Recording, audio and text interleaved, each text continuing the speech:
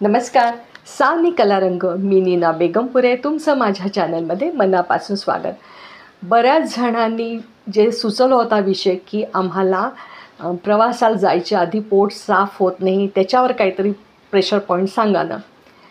मी जो व्हिडिओ बनवला 4 दिवसापूर्वी तर त्याला इतका छान प्रतिसाद सगळ्यांनी दिला आणि अजूनही चालूच आहे. अगदी 2 दिवसाच्या आत 1,20,000च्या व्ह्यूज वगैरे झाले. सगळ्यांचे मनापासून आभार मानते. बऱ्याच जणांनी कॉमेंट्समध्ये टाकलं की मॅडम प्रवासात पण अशी भीती वाटत राहते की आपल्याला जायला लागेल का, पोटात कळ येते, तर त्यावर तुम्ही काहीतरी सांगा ना.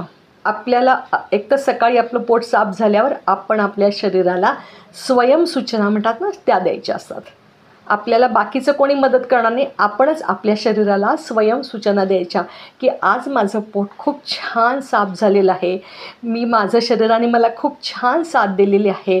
आणि आपण अशा जर स्वयंसूचना दिल्या, आपले जे शरीर आहे त्याच्याप्रती अत्यंत कृतज्ञता भाव व्यक्त करा.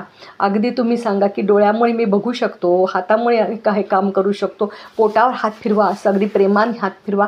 तुमच्या हातातली जी ऊर्जा आहे ती पोटातल्या सगळ्या अवयवांना पोचते. त्यांच्या प्रति कृतज्ञता व्यक्त करा की ह्या पोटातल्या सगळ्या अवयवांमुळे मी माझं सगळं शरीर सुदृढ ठेवू शकत आहे. असं एक खूप खूप कृतज्ञतेचा भाव आपल्या शरीराप्रती बाळगा. कारण काय, आपण ना आपल्या शरीराला सगळ्यात गृहीत धरतो आणि मग प्रवासाला निघताना तुम्ही अशा स्वयंसूचना दिल्या तर बराचसा तुमचा जो सायकोसोमॅटिक जी भीती आहे की मला असं होईल, मला तसं होईल, एक आपण खूप ओव्हर थिंकिंग करतो की मला असं होईल. प्रत्यक्षात खरं काही होणार नसतं, पण त्या भीतीमुळे होऊ शकतं. तर आपण काय करायला पाहिजे, तर अगदी सांगते तुम्हाला, सोपे उपाय सांगते. एक तर ज्या दिवशी प्रवासाला जायचं आहे त्याच्या 15 दिवस आधी साधारण आपलं प्लॅनिंग असतं ना की 8-15 दिवस आधी, की आपल्याला 8 दिवस तर असतं की आपल्याला प्रवासाला जायचं आहे बाबा. तर त्याच्या आधी 4-8 दिवस तुम्ही ऑब्झर्व करा की आपल्याला कुठल्या खाण्यामुळे पोटात कळ येते. तो पदार्थ तुम्ही वर्ज्य करा. एक 4-8 दिवस वर्ज्य करा. आणि ज्या दिवशी जायचं आहे त्याच्या आदल्या दिवशी रात्रीचं जेवण अगदी सूर्यास्तानंतर, म्हणजे अगदी 6:30-7ला असं जेवा. तो पण आहार हलका घ्या, खूप स्पायसी नको, जड नको, की जेणेकरून तुमच्या पोटावर त्याचा ताण होईल. हा झाला आहारासंबंधी भाग की तुम्ही तुमचा आहार मित आहार ठेवला पाहिजे.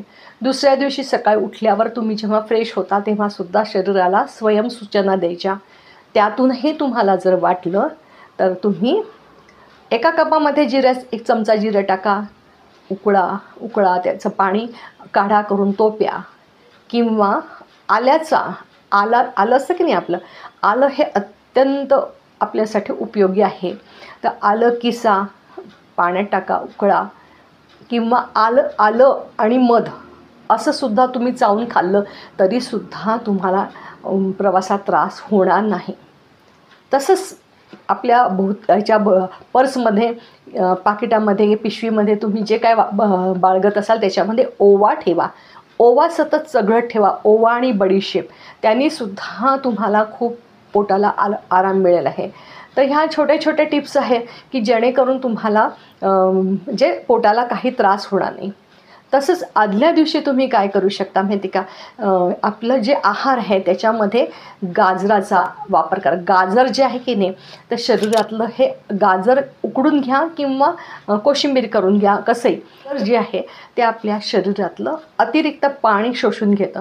त्यामुळे गाजराचा वापर आदल्या दिवशी अगदी जरूर करा आहारामध्ये, जेणेकरून दुसऱ्या दिवशी तुम्हाला पोटात कळ येणार नाही, गडबड होणार नाही. हे झालं तुमचं आपलं आहाराचं झालं. आणि अजूनसुद्धा सांगते की ज्यांना शक्य आहे त्यांनी दालचिनी आणि मध, दालचिनी पावडर असते की नाही, तर दालचिनी पावडर आणि मध ते सुद्धा चाटण घेतलं तरी चालेल. आपली दालचिनी घ्यायची, मिक्सरमध्ये बारीक करायची, त्याची पूड घ्यायची, अगदी पाव चमचा पूड घ्या, मधामध्ये अर्धा चमचा मधामध्ये त्याचं मिक्स करा, ते चाटण घ्या जाताना. असं तुम्ही एक 2-3 दिवस आधी सुरुवात केलं ना तरीसुद्धा तुम्हाला म्हणजे प्रवासाच्या दिवशी अजिबात त्रास होणार नाहीच. मनात आणूच नका की मला त्रास होईल, मला टॉयलेटला होईल आहे, मला असं होईल. कारण आपण खूप म्हणजे विचार आपले खूप पुढे, आपल्याही मनाच्यापेक्षा आपले विचार खूप पुढे धावत असतात.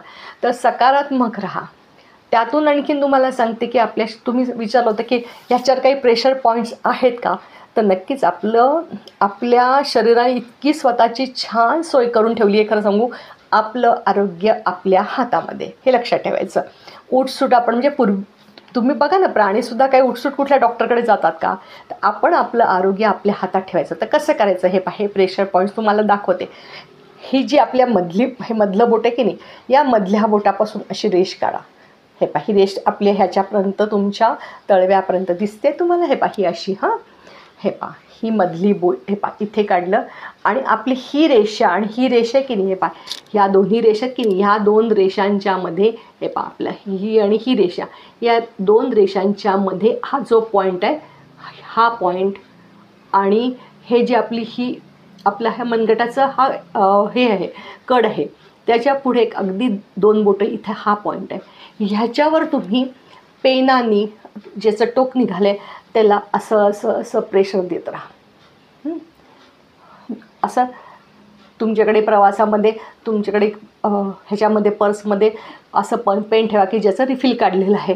हे दिसतंय तुम्हाला, हे दोन्ही हाताच्या या अशा पॉईंटवर तुम्ही प्रेशर द्या. इथे आणि परत आपलं मधलं बोट आहे, मधल्या बोटाच्या जो पहिलं पेर आहे, या पहिल्या पेऱ्याच्या खाली मी तुम्हाला खुणा करून दाखवले आहे, ह्याच्यावर सुद्धा तुम्ही असं दाब देऊ शकता. किंवा तुम्हाला जर असे दाब देणं शक्य नसेल, म्हणजे पेन घेऊन, तर चक्क तुम्हाला मी मागच्या ह्याच्यात व्हिडिओ दाखवले होते की आपल्याकडे अशी टेप मिळते, सर्जिकल टेप म्हणतात त्याला. त्याच्यावर मूगदाणे लावा, मूगदाणा, आणि तो इथे चिटकवा, इथे चिटकवा आणि इथे चिटका, आणि अगदी प्रवासामध्ये बसल्या असं करा. ह्याने सुद्धा तुमचे जे पोटामध्ये गडबड होईल ही जी तुमची भीती आहे ती सगळी निघून जाईल. आणि मेन तर खूप सकारात्मक राहा की मी माझा प्रवास खूप छान करत आहे म्हणायचं. मी करणार आहे नाही, माझा प्रवास खूप सुखकर होत आहे, माझं शरीर मला खूप छान साथ देत आहे. कारण काय होतं, आपण तरुणपणी आपण सगळंच निभावलेलं असतं, पण जसं थोडंसं आपलं 50-60 नंतर थोडासा आपला आत्मविश्वास कमी होतो. पण जेव्हा आपण आपल्या सकारात्मकता आपल्याजवळ ठेवतो, तर बरेच आता म्हणजे आपण जायचंच आहे प्रवासाला. कारण काय माहिती आहे का, जेवढं आपण बघू तेवढा अधिक आपण समृद्ध होत जातो. तर छोटे मोठे प्रवास करायचेच आहे. मनात अगदी छान भाव ठेवा आणि छान अगदी उत्साहाने प्रवासाला सुरुवात करा. कुठेही मनामध्ये पण, किंतु, परंतु असं काही नको. मी तुम्हाला प्रेशर पॉईंट सांगितले, आहार सांगितला आणि सौम्य असे उपाय करायचे आहे. मी कुठलंही औषध तुम्हाला आत्तापर्यंत सजेस्ट केलं नाही. मी जेवढे आपल्या म्हणतात ना, आजीबाईचा बटवा, निसर्गोपचार जे आपले आहेत, जे आपल्याला करता येण्यासारखं आहे, हे मी सुचवते आहे की जेणे तुम्हाला अपाय होणार नाहीच, हे 100% खात्री. तर नक्की हे करून बघा. मला वाटतं तुमच्या प्रश्नाचे उत्तर तुम्हाला मिळालं असेल. अगदी जर आवडलं असेल तर नक्की लाईक करा, शेअर करा, सबस्क्राईब करा. अगदी मनापासून धन्यवाद.